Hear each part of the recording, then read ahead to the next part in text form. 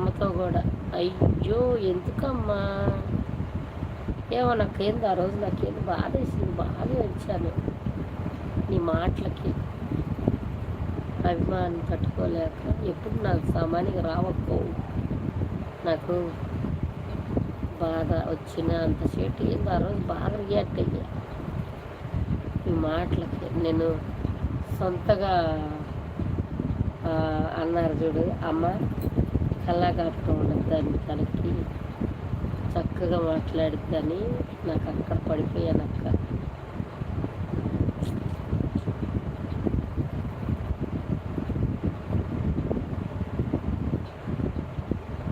బాగా ఎందుకమ్మా అంటున్నాను, ఎందుకు జానకి నువ్వు అని అట్లా అభిమానంగా ఆప్యాయతంగా అలా పలకరించేసరికి ఆనంద బాష్పాలు అస్సలు తట్టుకోలేకపోయింది. బాధ